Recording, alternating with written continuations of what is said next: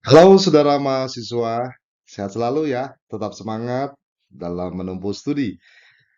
Saudara, tentu saja di era sekarang kan sudahlah tidak sekedar eranya ICT berkembang ya, digital berkembang, tapi juga sudah pada AI ya.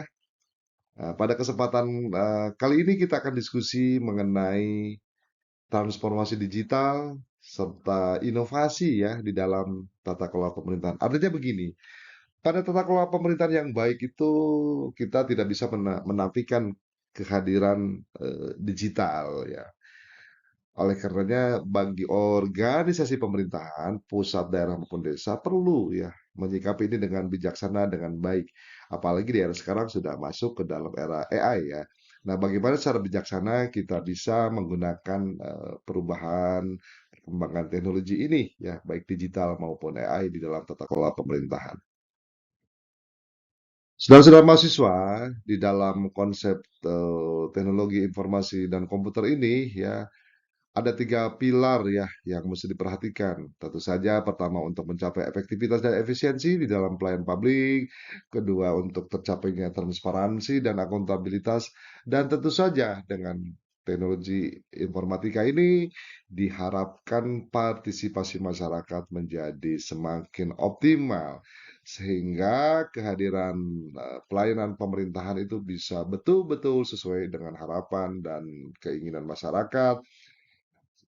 Tujuan ujungnya ya tentu saja kesejahteraan masyarakat, keadilan, pemerataan akan cepat terwujud, kira-kira begitu. Kalau berbicara bagaimana TIK bermanfaat bagi pemerintahan dan apa yang menjadi tantangannya, tentu saja yang pertama tentu saja dengan e-government. Sudah paperless sekarang kan, sudah menggunakan apa namanya file digital gitu kan. Jadi semua sudah serba digital. Jadi tidak perlu lagi ada print out dan seterusnya. Ini juga menjadi penting ya. Kemudian juga sistem informasi dibangun dengan baik sehingga informasi yang sampai kepada publik pun dari publik kepada pemerintah sudah real time ya, sudah sesuai dengan adanya pada saat itu. Kemudian juga dengan TIK yang semakin gencar ini juga akan lebih mudah di dalam e-procurement ya. Bagaimana pengadaan barang dan jasa dilakukan secara elektronik sehingga lebih transparan dan lebih akuntabel dan terdokumentasikan dengan baik. Di sisi lain juga ketika publik membutuhkan data, pihak-pihak tertentu membutuhkan data ya, sekarang sudah sangat mudah ya dengan adanya data yang tersimpan dalam bentuk e-filing ya. Kemudian juga tentu saja partisipasi masyarakat secara partisipasi juga bisa dibangun di sini ya, karena masyarakat bisa langsung speak up, langsung menyampaikan, langsung memberikan komentar, langsung memberikan evaluasi terhadap penyelenggaraan pemerintahan. Ini kan satu hal yang positif tentu saja jika kita menyikapinya dengan baik dan bijaksana. Nah, di dalam e-partisipasi ini, teman-teman mahasiswa, ya, artinya ada pelibatan masyarakat secara digital ya.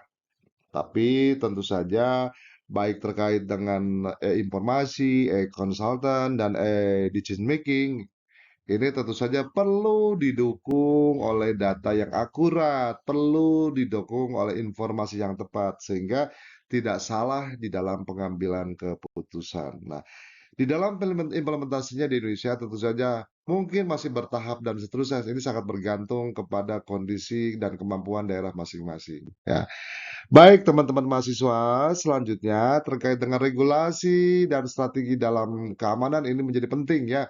Bagaimana keterlindungan data masyarakat terutama pemerintah sudah mengeluarkan kebijakan-kebijakan seperti halnya Undang-Undang 27 tahun 2022 terkait dengan pelindungan data pribadi dan Perpres nomor 95 tahun 2018 terkait dengan SPBE. Tentu saja ini menjadi pelindung atas keamanan siber di Indonesia. Nah, inovasi di dalam layanan publik ya dengan adanya digitalisasi ini menjadi sangat penting agar tercapai lebih baik, lebih cepat ya di dalam bagaimana pelayanan publik pada masyarakat.